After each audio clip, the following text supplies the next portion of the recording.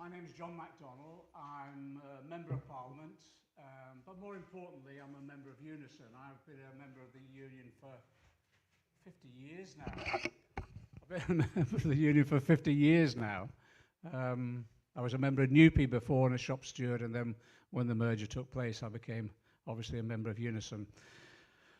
I'm really proud to be asked to chair the launch of this campaign meeting for the election of our next General Secretary, and the candidate I'll be supporting is Andrea Egan.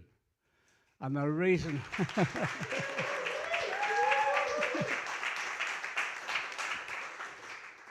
you don't need me to say any more, do you? But the reason I'm supporting Andrea is because I've worked with her over the years, and I've seen, to be honest, I've seen what sort of trade unionist she is. I've never seen anyone as determined and as committed as she is to our union. And over the years, in all their different campaigns, she's shown that she's up for a challenge, up for a fight whenever necessary. And she's already in her different roles. When she was president of the union, she started that process off of transformation. And the support that she gave in changing our funding arrangements, particularly for branches wishing to take industrial action, just spread the confidence that we have in the union and the confidence that she's displayed. So I don't think, this is my view, I don't think we can get a better candidate. And I think she'll continue the work of Time for Real Change, which is turning our union back into a member-led union that's willing to really listen to our members and really represent them. And again, I just think she's a representative, let's be clear, of our class. She's a working class representative, and that, for our members, is something incredibly significant. Having one of our own as General Secretary and leading this union is critical.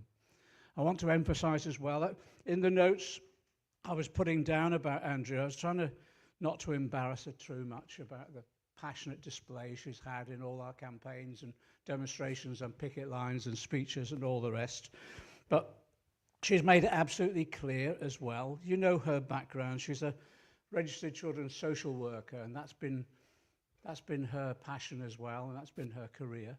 But she's made it absolutely clear if she's elected General Secretary, she'll take the social worker's wage and the rest of the large sum that we pay to a General Secretary, I think it's about 160 grand, the rest of that will go back to the union, back into the fighting fund.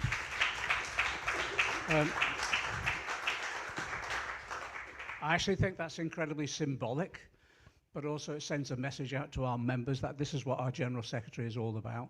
She's one of us, and she's willing to, I think, really to demonstrate that on every occasion she's been able to.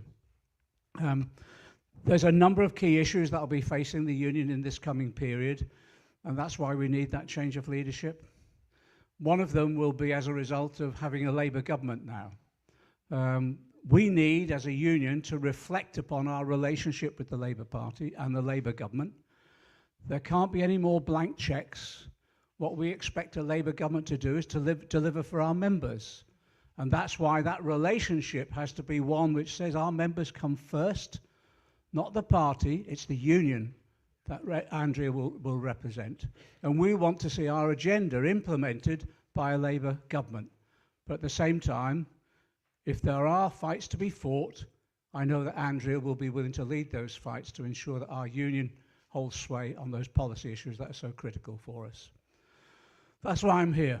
You'll hear throughout a number of our speakers, you'll also hear how to participate in this campaign.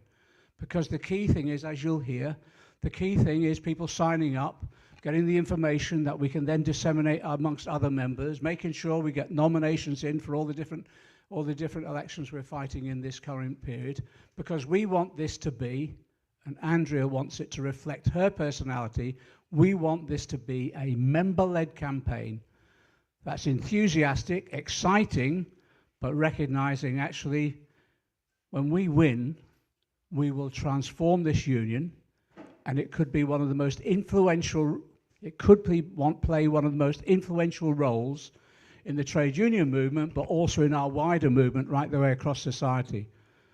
And my God, we need it at the moment. with the levels of poverty that we have, the levels of low pay, the cuts in public services that are continuing on. This is the sort of leadership that we need. So that's why we're here. There's a number of speakers. I'd like to introduce our first speaker, which is Eileen Best. They've given me notes on each speaker, which I've said, actually, I'll rewrite these, because they're all so modest. They're extremely modest. Let me just tell you, most of you know Eileen's a mental health worker. She's currently chair of UNISON's National LGBT+ Committee, which she's been a member of for many years. She describes herself as a very proud Irish feminist socialist who is married to Claire, and they have a 15-year-old son, Finn. That's what they gave me. Let me just tell you, this woman leads campaigns in a way that mobilizes and motivates people.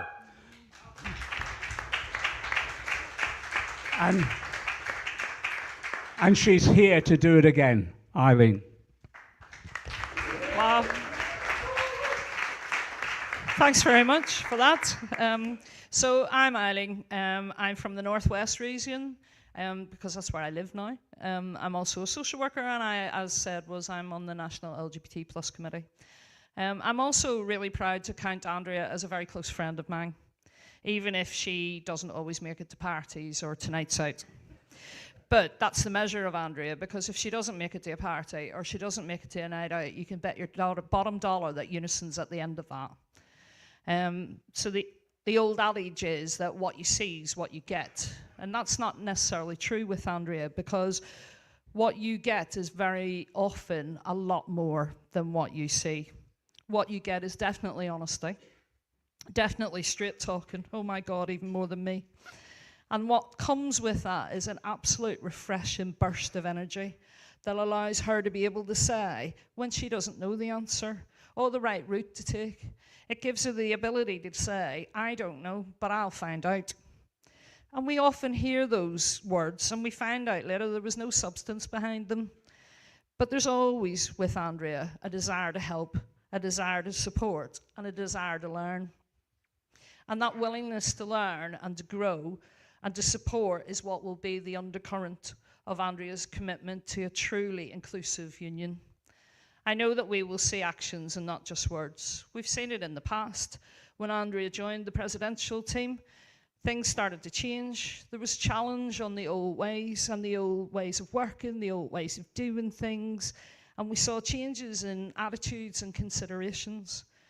So I know from my own point of view that I was exactly asked that. What was my point of view? So there was no longer that someone was just putting things and ideas out there for me. Andrea asked me what I thought, and she asked me to go back to my comrades on the LGBT+ committees that I'm on and see what they thought. And she looked to me and my LGBT+ community to see our expertise on being us, on living our lives. Andrea didn't make any assumptions about how we might feel or what we might want. She asked us, and I absolutely know that she went to the other subgroups and asked them the same things. Years ago, when I got to know Andrea, some of the things that struck me quite quickly were the things that we have in common. And there are a few of those. We're both social workers, we're both wives, we're both mums, and that does give us a lot of commonality. But Andrea didn't assume that we had that. She recognised that as a lesbian and as an Irish woman who grew up in West Belfast in the 70s, that although we had things in common, our journeys were very different. And she spoke to me about my journey, about moving countries, about being part of an oppressed group, and managing to get to university and achieve a career, which isn't always easy when you're a Catholic from West Belfast. About being part of the movement that gained equal marriage, and then finding somebody who actually wanted to do that with me, which is no mean feat, trust me. And about us being a lesbian couple who now have a 15-year-old son together called Finn. Because they're the things that matter to me, and lots more beside. But I honestly know that there's very few people in this massive big machine we're all part of in UNISON that have bothered to ask me or my LGBT+ family what impacts us. And I hear that over and over again. So I feel that now there'll be no more sidelines for the self-organised groups. There's real change coming. And we want so many more members to get involved however you can, from donating your time to sharing social media posts, signing up to this campaign, getting your branch to nominate Andrea, to giving us your money, of course. This team, and there is a team of us, is given a commitment to a truly inclusive union with actions and not words. We've got a first 100 days promise to convene a joint meeting of all the self-organised groups to identify our core demands, to understand challenges, but most importantly, no more lip service, actually making real change happen. And that, comrades, is why I want you to work with me, with us, and with Andrea to make sure that we get Andrea elected, supported totally by a left NEC, so that we can bring about more change for people like us. Thank you.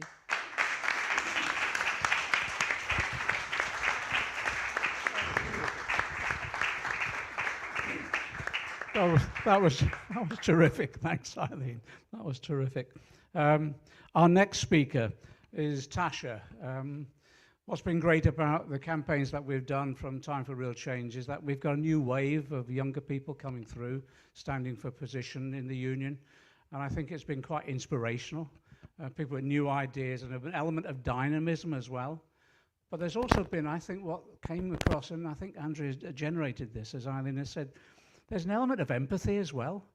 How you can consider what other people's feelings are and what they're up against and how we can support them overall. And I think that a lot of that has come from Andrea's leadership, but also the young people that have come through. So let me introduce Tasha. Tasha's a UNISON steward based in adult social care in Leicester. She'll be standing as the Time for Real Change candidate in the National Young Members female seat on the NEC. She's joined us today. She wants to talk about her experience as a young member in UNISON and how Andrea's pledges will improve the young activist role within the union itself and in the trade union movement more generally. Tasha, this is the future.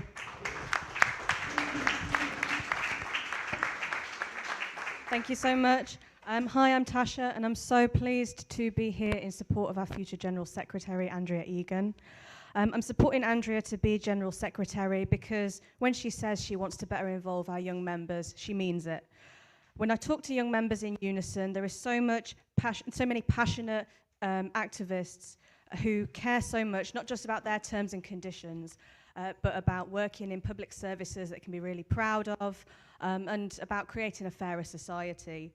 And we should be encouraging these young activists to organise within UNISON to make that a reality. But unfortunately, what I also hear is a lot of negative experience from young members of getting involved in UNISON. Young members are often discouraged and they find that there is gatekeeping of opportunities in UNISON, whether that be of going to conferences or taking up positions in their branch. And this isn't necessarily a malicious thing. I think what's happening is that people are used to the same things being done by the same people for years, decades even. So there's a bit of a culture that young members should pipe down, make themselves useful by doing the casework and the social media, wait for the current lot to retire, and then they can, and then they can get these big ideas.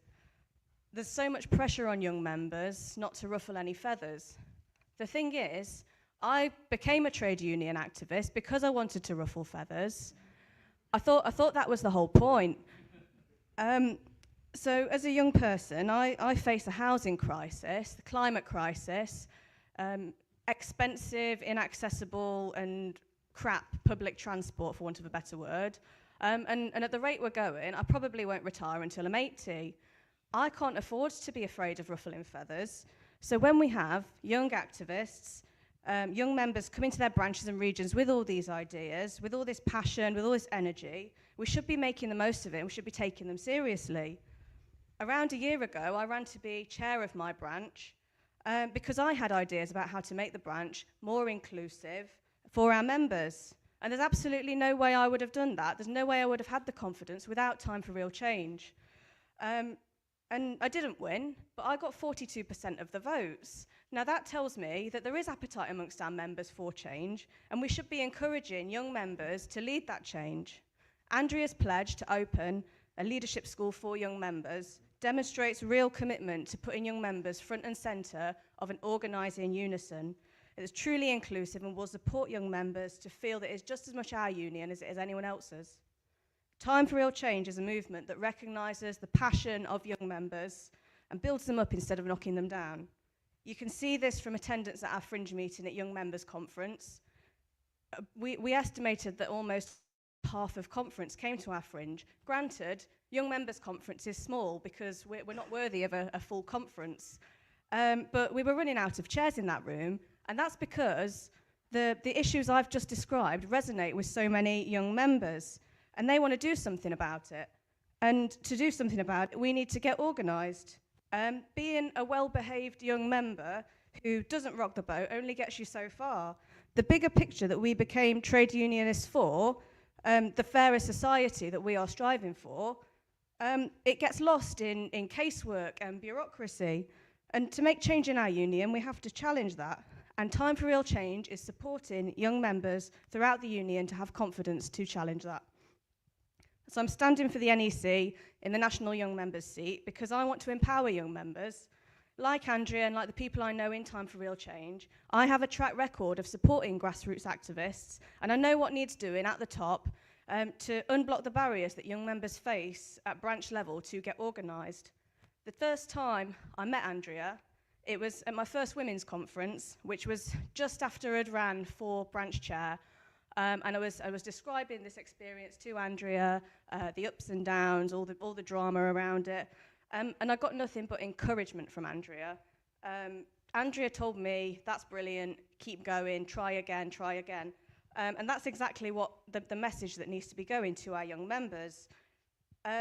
Andrea's General Secretary won't just be a voice for young members, but she will empower young members to speak for ourselves. And I'm really excited to see what we as a union can achieve when we give power to our young members. Thank you.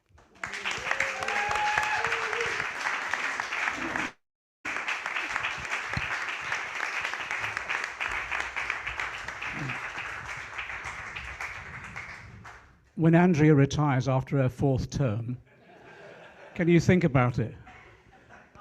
Brilliant. Absolutely brilliant, okay. In the last year, well, maybe longer, one of the issues I've been dealing with, I was at a meeting this week about it as well, is the exploitation of migrant workers in particular. And one of the sectors where there's been extensive exploitation has been care, the care sector. And when you deal with individual cases, and when you come across the issues that they face, you know what exploitation is within our economy, and you recognize the scale of it. That's why I'm really pleased, I'm so pleased that our next person speaking is Josephine. Christophine.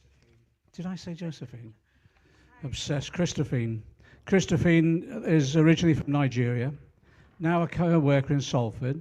She's a long history of the labour movement in Nigeria, but she's personal experience of exploitation in migrant care workers as they arrive in Britain.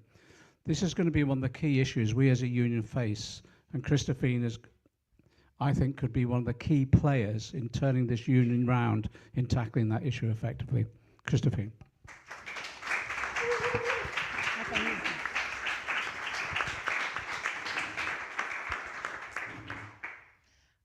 Hi, comrades. Just like he has said concerning my journey, it's a personal experience. No one told me about it, I experienced it. So I came from Nigeria with my family, applied for a job, everything was going on well, got the job, the sponsorship letter came, and then we moved on. But before then in Nigeria, right from my primary school, I was bullied. My sin was because I was always coming first in the class at the end of the term. So they made things so difficult for me. But one day, I told myself, are you gonna continue this way?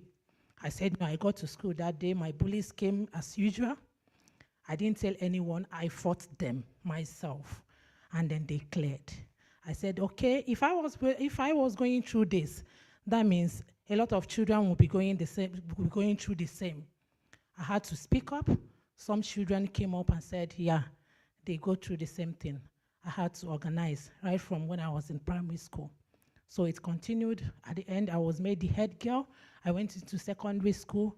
The activity, the spirit kept, growing in me to recognize that some people are being exploited, bullied, and all that.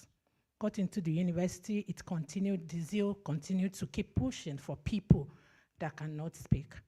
So that has been my stories. In Nigeria, I was involved with our presidential elections, where I campaigned, rallied, and then delivered my polling units. Then I came over here to work. I was thinking it's gonna be fairer than where I was coming from, but it wasn't what I expected. So I came into the country. I don't know, the address that my employer gave I've been using.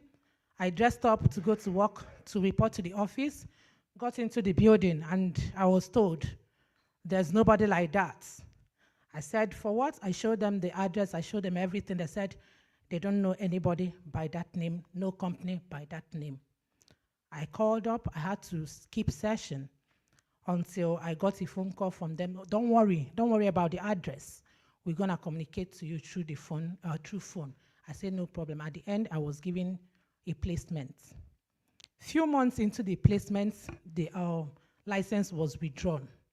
But before then, when I started the job, I had already known that things were not going on well. I can't see my employer, I can't see my colleagues. Am I working with ghosts, or was I employed by a ghost? I had to quickly search, which union do I need to belong to? A friend of mine suggested UNISON. I quickly got involved into UNISON, and not just getting registered, I became active immediately. So when the job started, I thought every of my worries were gone. Few months into the job, the license left. It was revoked. My employer just called us and said, stop coming to work. I said, okay, no problems. I quickly rang my chapter, Salford chapter. They all ran to our rescue. We came together, organized. My colleagues, I got all of them signed into union. We went to the council, demanded for an alternative employment. Through the help of Stephen, Andrea, even though she's in Bolton, but she still got involved. Then some other people from the chapter came out and helped. These were my actual employers. That's what I always say, because they are the people that I know and not people that brought me. So at the end of the day, we were provided with another employer, some of which my colleagues are now in NHS. They've all gotten the jobs. I've gotten mine, but I decided to be in social care because I like being involved with the community. So, well, Andrea played a vital role there. Just like every one of my colleagues here have mentioned, comrades, she gave us a listening ear. She was always involved. Even when she won't be there, she will still call you to say, how did it go? She became the person that we know. My colleagues too, I always tell them about her. So why am I supporting her is because even when it wasn't her concern, she didn't bring us, but she came out and showed that our pains. She made sure that we were all sorted. So that's why I'm talking to my migrant friends, colleagues, because our numbers, we are here in mass to come out and support her. Because if she helped you when you didn't have anything, or she didn't have anything to lose, or she didn't bring you, what about when you finally identify with her? It's not just about helping you get this or helping you that, but she believes in what I believe. So when I came across to her, I said, she's got the same spirit, she's got the same belief I've had, which is fairness, justice, and in solidarity. Because it's not something you will do all by yourself. No, you need people by your side. So that's why I said, myself, you, and every other person listening to me should come together so that we'll support her. Because we can't just talk. Yes, when we talk, we need our person to be in there to help us deliver whatever that we've said. Because if we don't have someone in there that will help us get it back, or that will help us deliver whatever that we want or we've been promised by the politicians, then no job will still be done. So we need your support to help push her to get there and then represent us as the General Secretary. Thank you so much.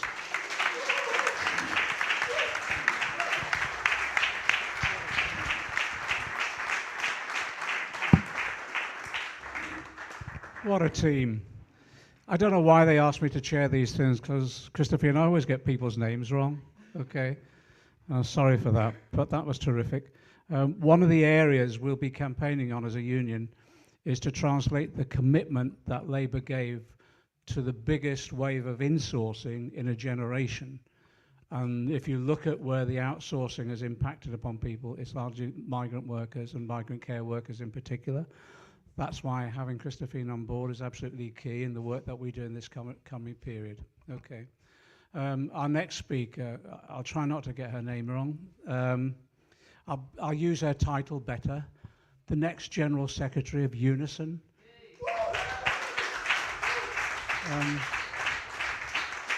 I've already said what I think about her, but I tell you, when it's the point that Christophine made, when you're in a campaign or a battle or a struggle or whatever, I can't think of anyone better to have my back than Andrea Egan. I can't think of anyone better to be there in solidarity. Andrea Egan.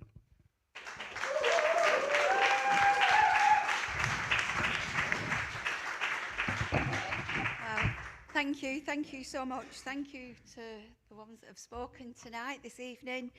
Your contributions have really been powerful and been really moving, so thank you very much. I want to thank everybody as well that's turned out tonight. It's incredibly exciting to be part of a campaign with you all. And UNISON activists really are the backbone of our union. Your hard work is what makes everything possible. Together, we're building a union that will fight and win for every member in every workplace. And without being over dramatic, which I have been accused of that, we can make a real difference for so many workers and for their families. And I feel lucky to have the support of such a dedicated and proud trade unionist. I really hope that everybody here can be part of the campaign in whatever way you can be. So I want to start by telling you a little bit about myself and who I am. I am a proud working class woman from Bolton. I'm straight talking, I am hardworking, and I'm honest. And I'm always prepared to listen, and I'm always ready to learn. I started my life as a low-paid social care worker, and then I became supporting vulnerable young children, and then I became a qualified social worker. And working with people who have had been dealt a difficult hand in life means I see up close the injustice in our society and the need for real change. I know that many of our members experience the same in their jobs. We are a public service union. Helping others is important to us all. I started work in 1987, becoming a member of NELGO and then UNISON. I first became active as a steward more than 30 years ago. I've led many campaigns and disputes in my branch and in my community, holding a variety of positions, championing for people to stand up for their rights. I'm currently the branch secretary of Bolton Local Government Branch, as well as serving on the National Executive Council Committee. And in 2022,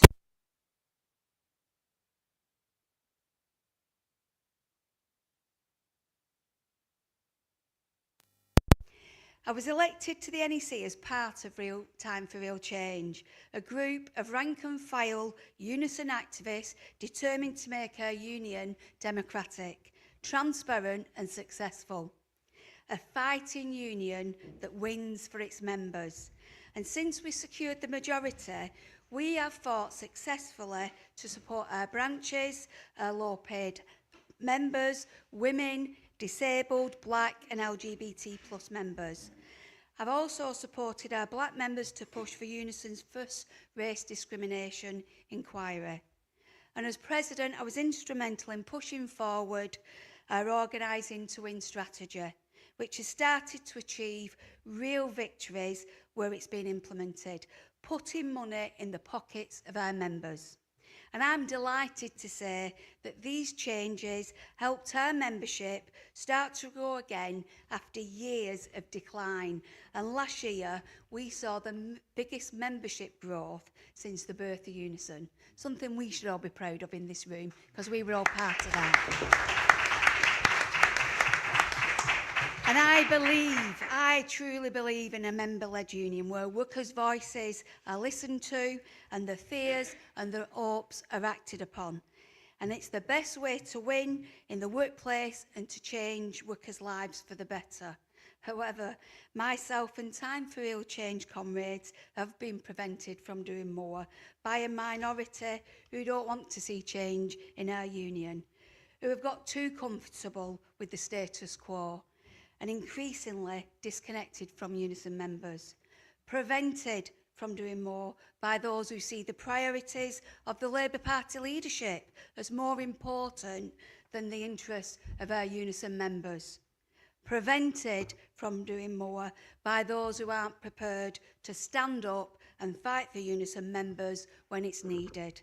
And it's now time to put members in the driving seat. So I'm standing to be your General Secretary because I believe our union must change. We have seen the desire for real change from the grassroots, but we must change the attitude at the top of our union. To turn UNISON into a fighting union that wins for members, it needs a fighting General Secretary alongside a fighting NEC led by Time for Real Change activists.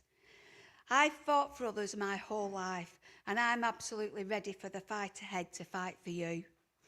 UNISON, thank you. UNISON's the biggest trade union in the country with 1.3 million members and an income of almost £200 million.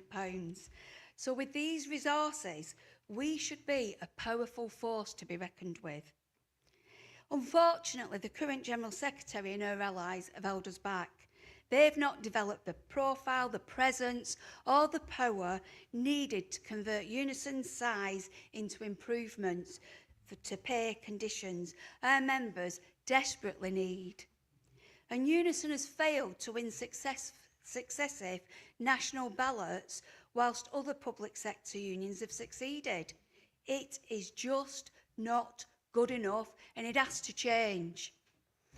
To win for members, we need to be able to deliver strike action when it's required.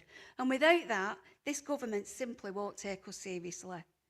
And where trade unions in Britain and beyond are succeeding is where they've prioritised organising the members to take collective action. If elected as General Secretary, I want organising to be the centre of everything we do. We've seen that in places where activists have adopted Organising to Win, we've won. I've been proud to stand on picket lines up and down the country, and particularly with healthcare assistants last year who got organised, and they've won successfully over £100 million in back pay.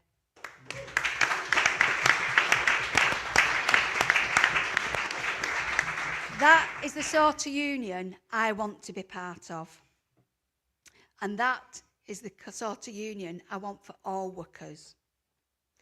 Now, the leader of our union has been too slow and resistant to implementing democratic decisions, including policies decided by activists like you at our conferences.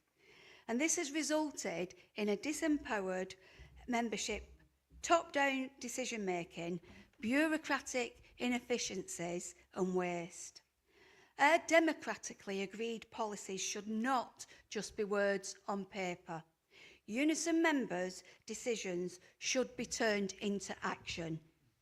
And I'll conduct a comprehensive review of our union machinery to ensure we effectively implement them decisions and the policies decided by us, the members, in partnership with elected lay officials.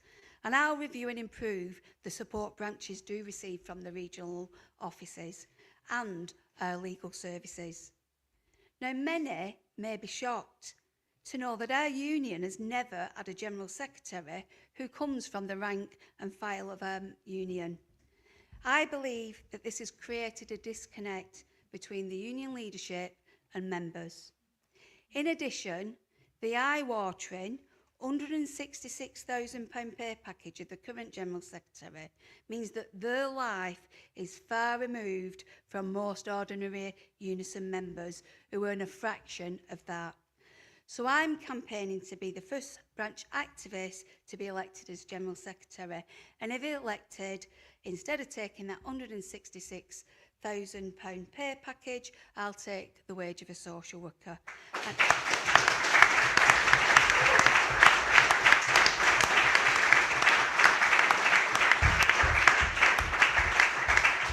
And more importantly, I'll give that money back to members through the welfare funds and strike funds.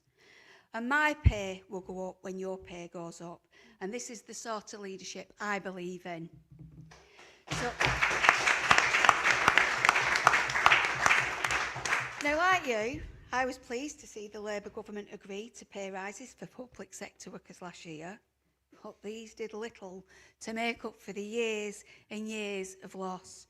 But I'm concerned about the current plans for pay restraint in the future. UNISON is affiliated to the Labour Party. We donate millions of pounds of members' money to the Labour Party. We are the Labour Party. Labour's programme should reflect the demands of trade unions like ourselves. So why is it that time and time again, Labour's leadership has reneged on promises to our union? And why, rather than holding them to account for the broken promises, does UNISON's leadership defend and often facilitate Labour's betrayals?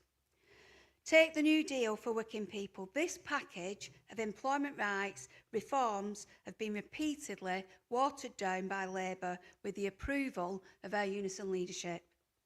And what started as pledges to ban fire and rehire and introduce sectorial collective bargaining across all sectors was reduced to vague restrictions on fire and rehire and sectorial bargaining in adult social care only.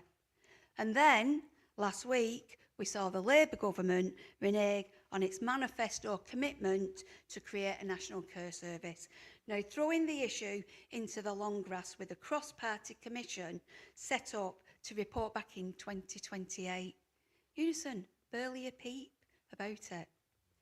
So if you think that West Streeting has any intention of actually delivering a genuine national care service in 2028, then I've got some magic beans for you. I won't sell them, I'll give them to you. Our union has been played like a fiddle because our leadership has put the Labour Party before our members. If I'm General Secretary, it will be UNISON first, not the Labour Party first. My priority will be following UNISON policy, not Labour policy, and this means no more blank cheques.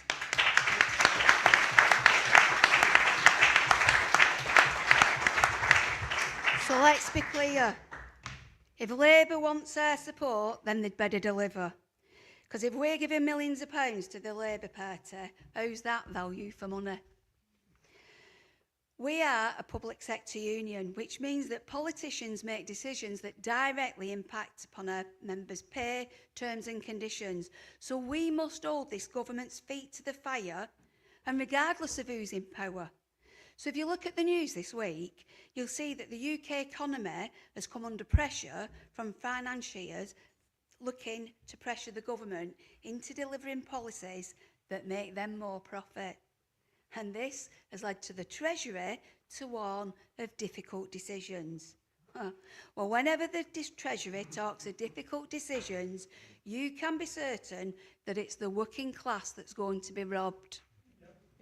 So it's been reported that public spending cuts are now planned by Rachel Reeves. It's as if the Labour government hasn't learned anything from the last 14 years. The Tory cuts, they've cut our services, they've cut welfare, and they've cut it the welfare state to the bone. Look around our country and the devastating consequences it's clear to see.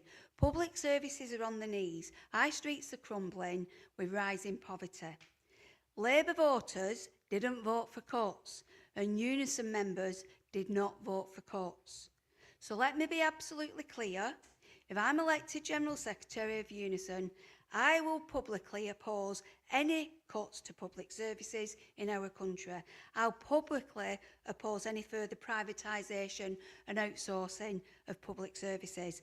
And I will publicly call out the greed of bankers and bosses being rewarded by pinching the pockets of our members. And I want to see our organising strategy move into full flow. There's more wealth in our society than ever before. The problem is it isn't shared fairly. It's being hoarded by a small elite. And the answer's simple. Tax the rich and the big businesses. Stop taking money from public services, which we all rely on. It's time the Labour government stood up to the rich and powerful and defended the interests of working class. But if they pursue the destructive path of further austerity, then UNISON has to lead a campaign to stop them, alongside our comrades in other unions. The government will undoubtedly come under pressure from business and finance to further weaken the Employment Rights Bill. And I can assure you that I will lead a fight against any further watering down of pledges made to our members. Labour's promises must be delivered, or they'll find themselves in conflict with UNISON if I'm the General Secretary. It's time to make a stand, and I will be the voice of the workers for and against the Labour Party. So UNISON should be truly inclusive, and this will be a priority if I'm elected. There's no place for any form of discrimination in our union. And I've consistently opposed all forms of discrimination, including racism, sexism, homophobia, transphobia, Islamophobia, anti-Semitism, ableism and ageism, and I always will.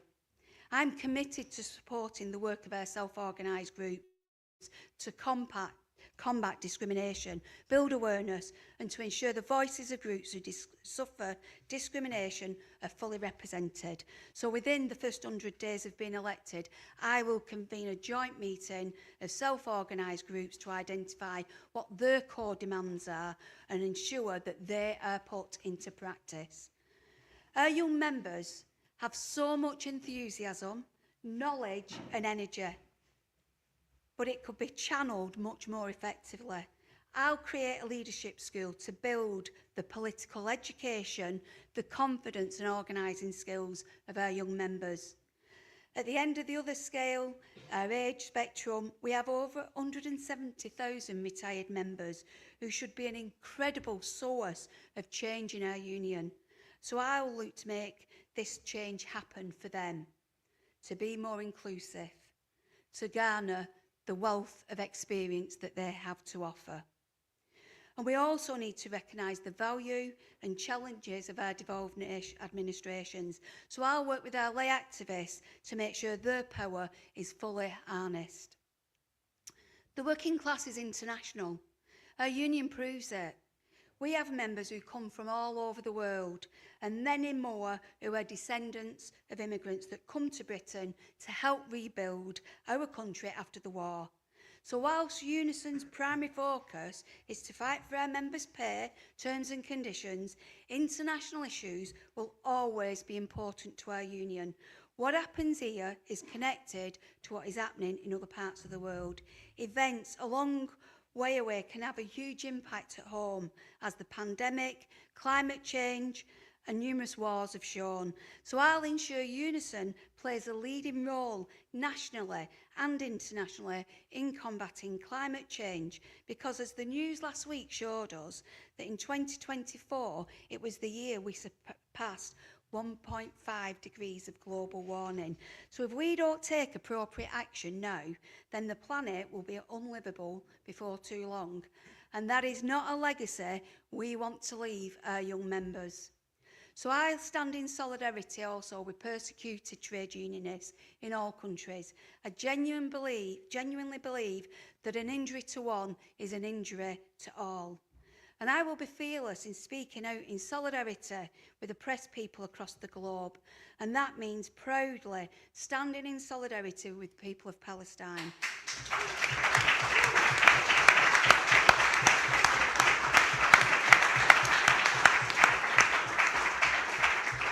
It means not being afraid to speak truthfully about the horrors unfolding in Gaza. Tens of thousands of Palestinian civilians are being indiscriminately massacred. Israel politicians talk openly about wiping Gaza off the map and stealing the land of settlers. Well, when it looks like a genocide, and when Israel politicians talk openly about genocide, then we must call it a genocide and do everything we can do to stop it.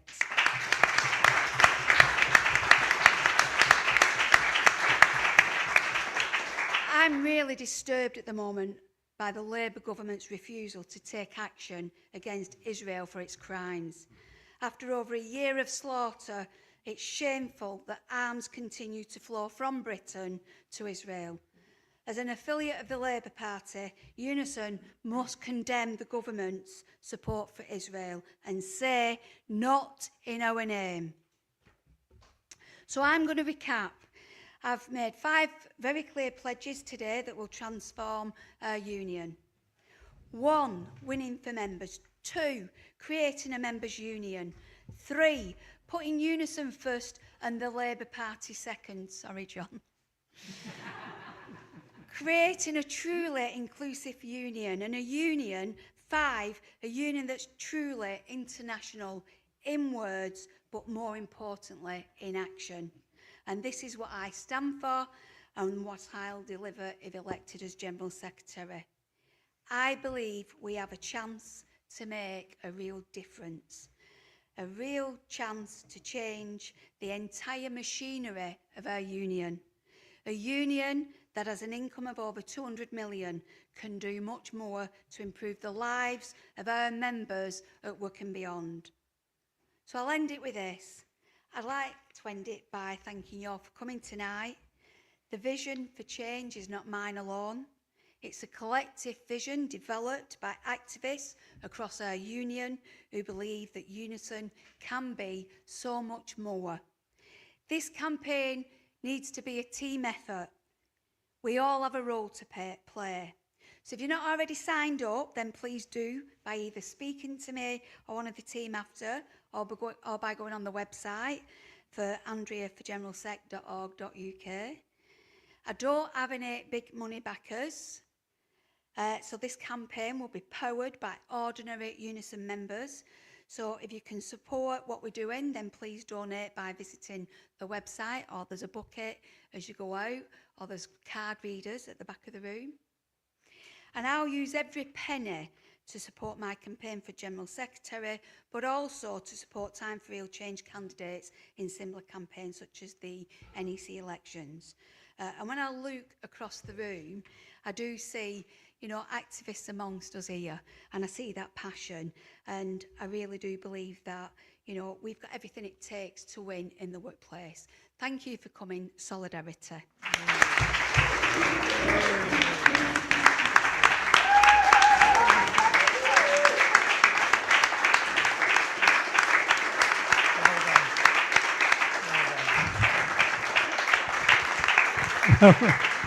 Well done, Andrea. Well done. Don't sit down because we're going to have some questions. Yeah. Okay. Can I just ask people to indicate if they want to raise some questions themselves, yeah? There's a whole... I think I know virtually everyone here, so I'll try and pull out various people on different issues as well as I can, okay? Andrew, do you want to speak? Do you need this?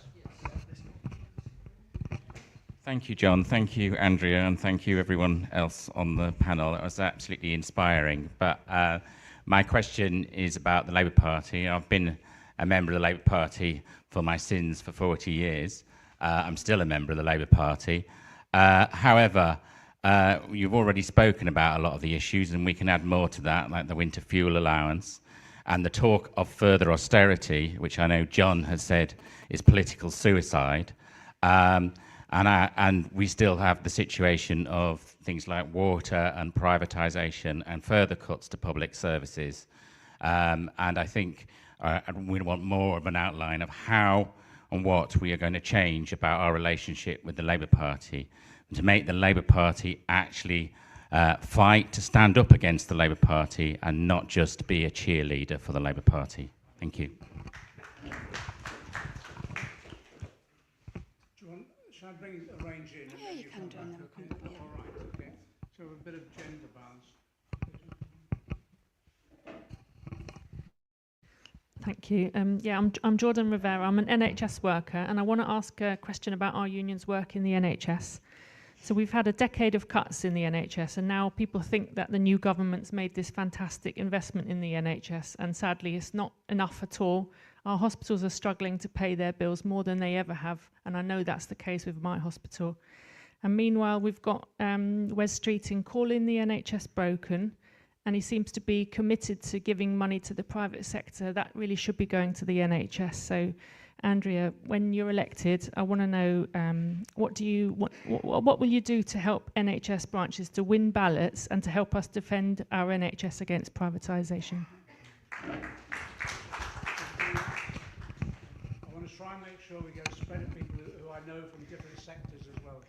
Thanks. My name's Liz Wheatley. I'm currently on the NEC and one of the London region reps, and everybody who's spoken has been too shy.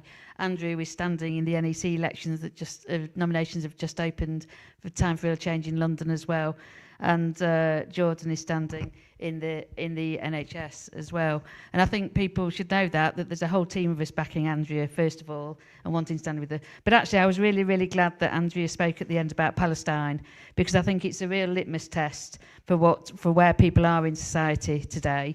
And she's absolutely right, it's a genocide, we should call it a genocide. But I also think the point that she made about public sector workers, we're hearing that we're going to get our services cut, but there's no talk of cutting the amount spent on war. I think trade unions have a particular role they can play, actually, in all kinds of issues, but on something like Palestine, because we have, I suppose, a social weight in society that means that we can try and get things changed. So it was asking, really, what do you think we can do with you at our helm to try and make sure that we do that we do bring about change in what's happening in Palestine. Then specifically this week, we've seen the police trying to ban us marching on the BBC, which is absolutely disgraceful. And I think your ideas of what we can do to get UNISON to challenge that an awful lot more, because it's been left down to lay members to do that. Thanks. I'm keen to get someone on social care. Is it Paul at the back who was indicating on social care? Yeah. I'm trying to get, I know virtually everyone here, so I'm trying to get the different sectors in because they're covering everything we possibly can. Okay, no response. Hello, I'm Paul Windsor. I'm also a member of National LGBT Plus Committee and a member of Somerset Local Government Community Branch and a social worker like yourself. So my question is about the National Care Service. You very clearly said that it looks as though the current government's kicking it into the long grass. As our next General Secretary, what are you going to do to make sure that the National Care Service is high on the agenda and that we actually see it coming into place?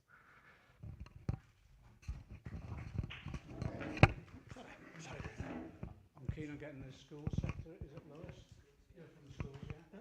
I want to try and make sure we cover every sector if we can. We haven't got an awful lot of time. Then if Andrea responds, okay, and then I just want Glenn to do a few minutes on the organisation where we go from here. I'll be quick. Lois Founds, we're a local government branch. So many of our members in schools feel overworked and underpaid. So how will we organise our members in schools? Well, actually, when you said, shall we take them all together, I kind of started panicking because I've got a terrible memory. I write everything down and I thought, oh, I ought. But actually, just bringing all your questions together, I think there's some commonalities. You know, we're a trade union movement that covers all sectors. So I think the issue for us shouldn't just be about one particular sector. I think it's about our attitude, about protecting and fighting for all the services that we work within.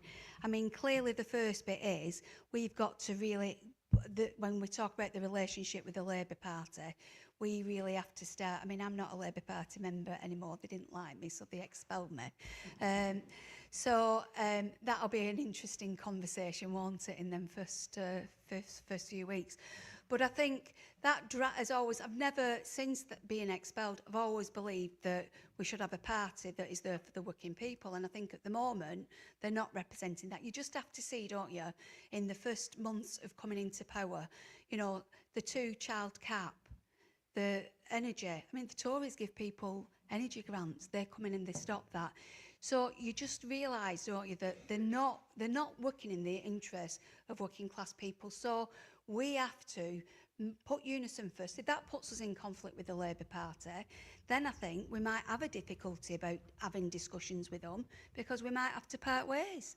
We might not be able, I mean, we have got a labelling that's democratically within our union, but I think sometimes many people feel that we're not able to get close to that and we're kept at arm's length. But I think we have to seriously start sitting down and having a look at that, because that's a small part of the union, which then frustrates a larger part of the union on some of the decision making. For instance, when Keir Starmer stood, the union backed Keir Starmer, but many of us had never even been consulted about that. So it's got to be sort of rebalancing, hasn't it, the relationship, and probably just putting our interests first, and where we need to have a fight, we have the fight.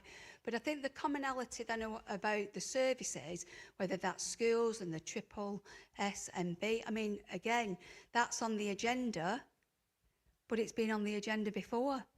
And we all geared up for it, and then it disappeared. So I think whilst things are great that they promise us, we've got to drive our own campaigns and our own priorities, because we cannot rely on them to deliver for us.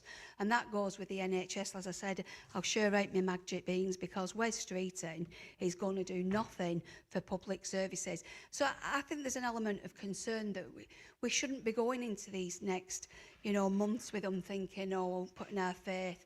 We have to drive the campaigns from with our union, so that when they make announcements, we're ready to go, not relying and going along with them thinking they're going to give us a national care service, they're going to, they're going to protect the NHS, schools. We know what they did in the last term towards the end. They sold our schools out to academies.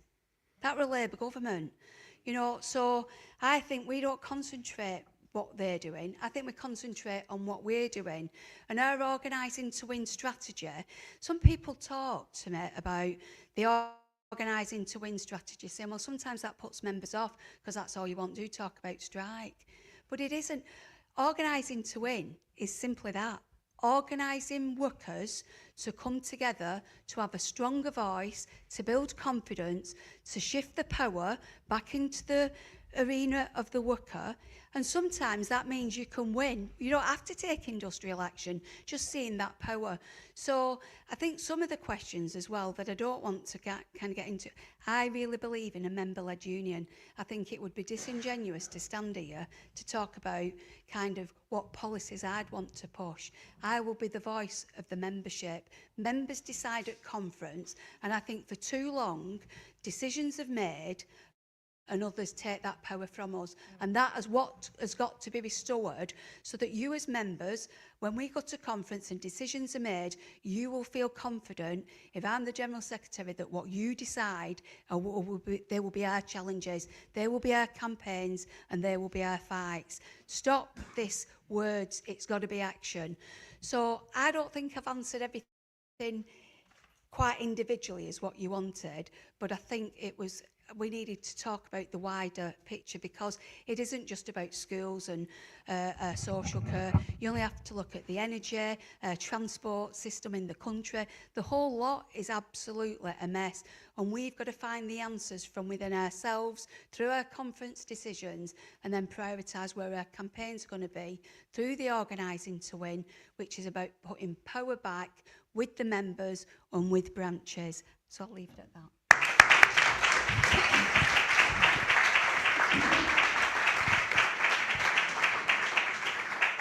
There'll be lots of time for discussion and questions as this campaign goes on, and we'll go into all the different policy areas in more detail. But so that'll help. But that's what Andrea set out as the general strategy and theme. It's about a democratic rank and file led union, and as a result of that, we get better policy because our members are on the front line. They know how to deliver these services. Okay, we've got a final speaker. It's Glenn Williams. Most of you know Glenn. He was a founder of Time for Real Change, but let me get his titles right, okay? He's the chair of the largest service group, local government. He's part of the Northwest Regional Secretariat and he's branch secretary on Merseyside. Now, I've got a thing here, because we've only got a couple of minutes left, that Glenn's greatest challenge will now be to speak for only 2 minutes. Do you want some more of my magic beans? John, thanks very much. That's an absolutely brilliant introduction that I wrote. Glenn Williams, as described, personal capacity, of course, and first-time speaker. I'm going to ask you, my role is simply, everything I'm telling you has already been referenced. You've got 4 sets of actions, and this should be relatively straightforward. Under the 4 headings of nominate, sign up, share, and donate. In terms of nominations, Liz Wheatley's already referenced the fact that the nominations for branches has already started. It finishes beautifully on the 14th of February, and I would love so many headquarter machine hearts to be broken when they see how many nominations are going in from Time for Real Change candidates. That would be fantastic. That has to be our aim, to get more branch nominations between now and the 14th of February. And even if you're in a hostile, you know you're on your own, raise the profile of Time for Real Change, get them nominated between now and the 14th of February. So nominations are absolutely crucial. And if you need any help with that, as has already been referenced, there's a fantastic team behind this. So nominations are crucial between now and the 14th of February. Sign up. What do we want you to sign up to? We want you to sign up to Time for Real Change through the website. We want you to sign up to Andrea's campaign. You can see it on the bottom, andrea4gs.org.uk. We want you to sign up 4 or 5 comrades, if not more.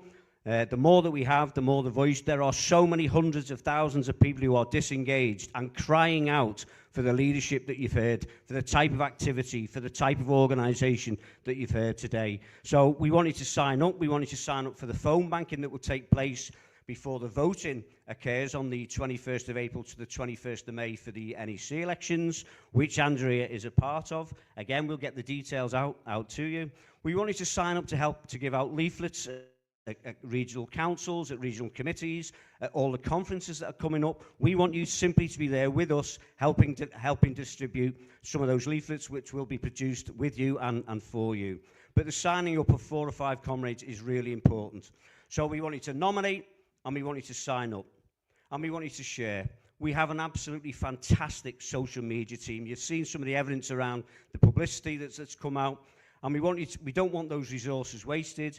We want you, I can't believe I'm telling people about how to use social media, but apparently we want you to share things, we want you to like things, we want you to positively comment on Time for Real Change things, we want you to tag, am I getting there, Ed Whitby? We want you to tag things, we want you to do all the things that everybody else in this room, bar me, knows about in order to get that message out. It's really crucial. Social media is a really powerful tool, and we've got Instagram, we've got X, we've got Blue Sky, we've got Facebook, we've got a whole raft of things that everybody else on this panel could tell you about. It's really important that we start to share. That will create part of the platform of organising that we're talking about. And Time for Real Change does what it says on the tin. So it is time for real. And when I say change, I don't mean that Josh in your pocket, I mean real change. We've got high-tech card readers in the room, and we've got low-tech buckets. That's the spectrum that we provide for in Time for Real Change. And if you're watching this online, we'd ask you to donate by going either to the Time for Real website, Time for Real Change website, or again by the andrea4gs.org.uk. Because as Andrea said, we will have no big backers. And comrades, we are on the verge of history here in changing fundamentally the biggest single organisation on the left, that could be on the left in Europe. And you have to be part of that, as do 4 or 5 or 10 or 12 or more of your comrades. Get them involved. We've got to nominate, we've got to sign up, we've got to share, and we've got to donate. And I look forward to the day when a member-led union has a branch activist leading that member-led union as our General Secretary. Solidarity, comrades.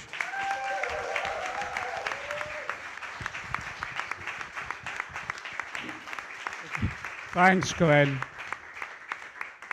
90 seconds. Incredible. Incredible. Can I thank everyone for coming? We filmed this evening, and it's gone. Obviously, it's gone on the internet and all that. So we had large numbers of people register for all of this to participate in it. I want to thank you all for coming. If people haven't seen the room, it's a packed room and lots of activists here, which is really good. And I just think it's inspirational what we've heard tonight. So I want to thank all the speakers, but I also want to thank all the organisers as well for setting this up. Okay. Can